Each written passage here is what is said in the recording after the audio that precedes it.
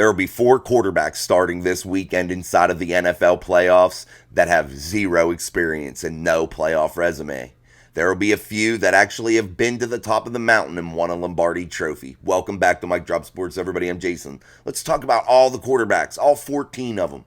NFC, AFC, let's talk about what experience means and what having no experience means for a quarterback.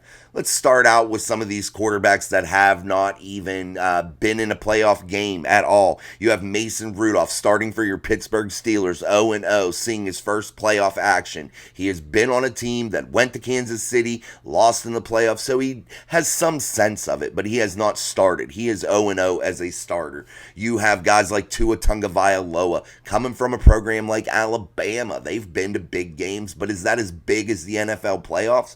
We'll see. Tua with no experience also. He's 0-0. You have Jordan Love, an NFC guy for the Green Bay Packers. This is his first trip after being the understudy for Aaron Rodgers. So he's been around playoff action, but yet he's not been involved in it himself. He's not been the starter. But does that experience of sitting and watching, does that help a guy also? We'll talk about that as we move on. Then you also have C.J. Stroud, first-year guy, rookie guy, leading his team, the Houston Texans, to a playoff berth. And here we sit, a guy with no playoff record. Is his athletic ability and his strong arm and his fun-loving leadership, is he going to be able to guide this football team to some success? Is he going to be able to get a playoff win or a game or two under his belt? We'll see. We'll see how it goes for C.J. Stroud and the Houston Texans as they take on a quarterback that has a record of 10-5 in the playoffs and has won Lombardi trophy, and that is Joe Flacco. Joe Flacco, believe it or not, I was kind of shocked when I saw his playoff record. 10-5. That is a monster playoff record. Yes, it lacks a little bit of the Lombardi trophy thing, but still, won Lombardi. He's 10-5 in the playoffs. He's pretty damn reliable, if you ask me. He's been around for a long time, but damn, 10-5 record is pretty darn good. And Joe Flacco is a vet. And is he going to be able to just outsmart, outwit, with his experience, a guy like C.J. Stroud who's never done it before?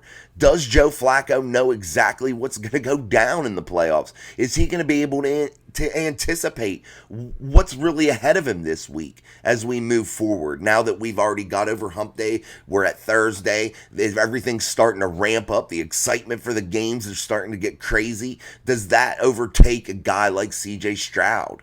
Is he going to have to take a beat down here by the Cleveland Browns to get that one loss under his belt, to just learn a little bit? Is that what these guys with no playoff experience, is that really what's going to have to happen? Them to take that ass beating, that first hard loss in the playoffs to get them that experience that's needed? There's several guys also that have poor playoff records. You look at guys like Dak Prescott for the Dallas Cowboys. They've had a phenomenal season. But he's 2-4 in the playoffs, guys. That's a letdown. A guy that's been paid franchise quarterback money. Yes, they've had some good regular seasons. Yes, Dak's been able to guide them. But 2-4 in the playoffs is not a good record. Maybe Dak hasn't had the right team around him because this is a team game. But maybe Dak hasn't had the right weapons. Maybe Dak hasn't had the right environment to succeed. Who knows what the answer is? But the record shows what you are. 2-4. 2-4, and that is pathetic. Another guy that's been paid franchise quarterback money as of late and that has never won a big game and only has one playoff win, and that is Lamar Jackson. Lamar has a 1-3 playoff record, guys. 1-3. And he makes monster cash. And he doesn't come from a monster college program. He hasn't played in huge national championship games, things of that nature, to give you any sense that he's ready for the big game. He's 1-3. He's won one playoff game. Is he truly ready for the big stage, the 1 seed in the AFC playoffs with the Baltimore Ravens? Is he going to be ready for what's ahead of him?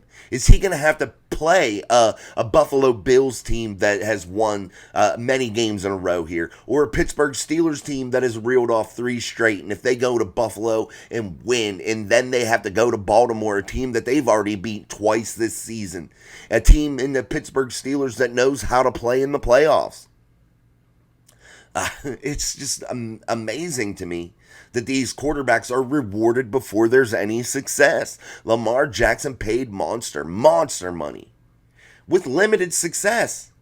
Yes, I love when you do great in the regular season. It's fantastic. You've won an MVP for the regular season, but you haven't proven anything on what matters, and that's collecting rings. That's ring chasing. That's Lombardi trophy chasing. When you walk into the facility, what measures a franchise? What tells you about a franchise and their history? And that is the trophy case when you first walk into their building. That trophy case that houses the Lombardi trophies or lack thereof. That gives you, as a player, probably a sense of what's really going on. I'm just saying, in my eyes, if I were a player, that's what I would be thinking.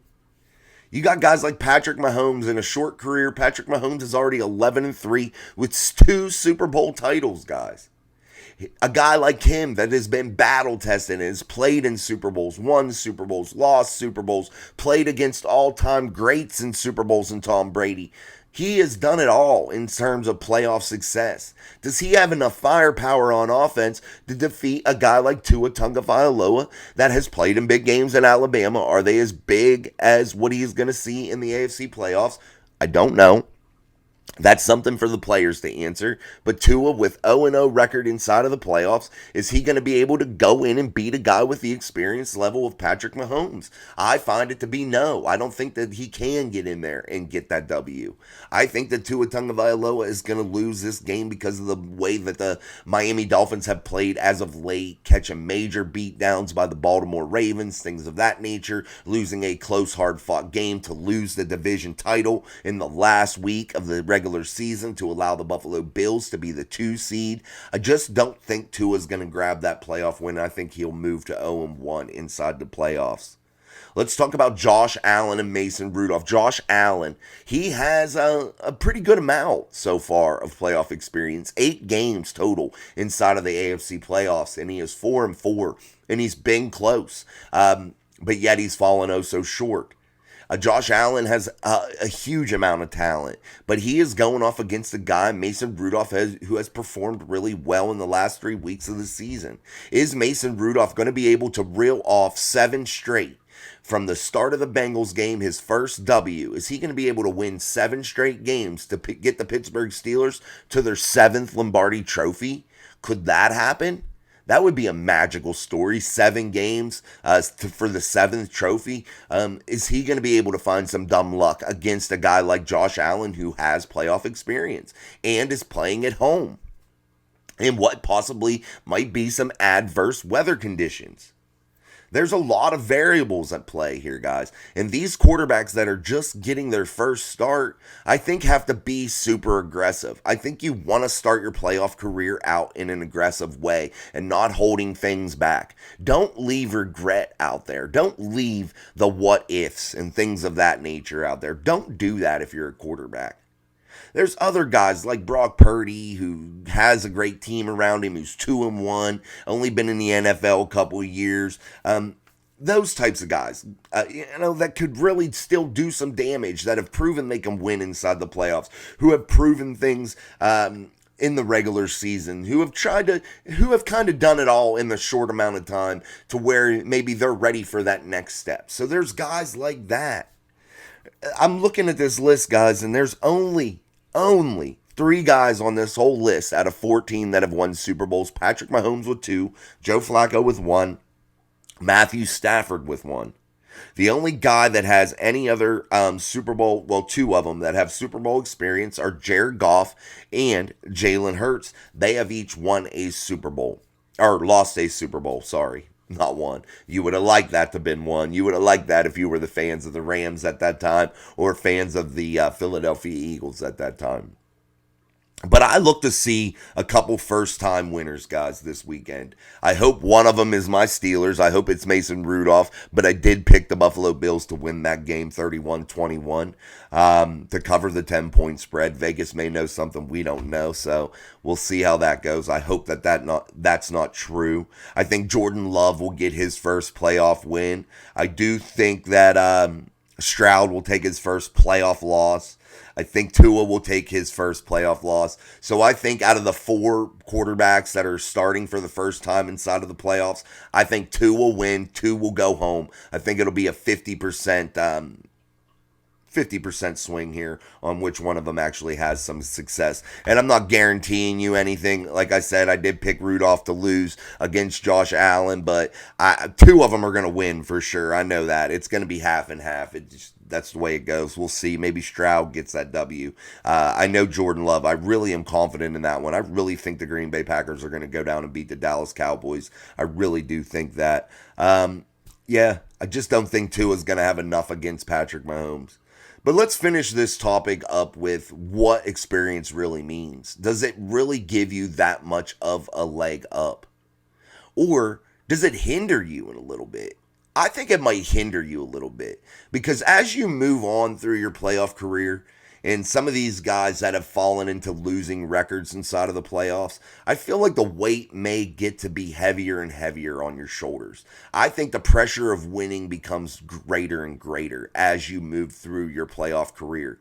I think just because your lack of success, if you're the guy that has a lack of success, a guy that sits 500 even, you're feeling the weight of the world on top of your shoulders, the weight of the fan base on top of your shoulders. Why? Because they are expecting you to take that next step. They're expecting you to take that next jump. You're not a guy that has a Super Bowl title. You're not a guy that has a winning record inside of the playoffs. So I think maybe that works against you and is a disadvantage for you.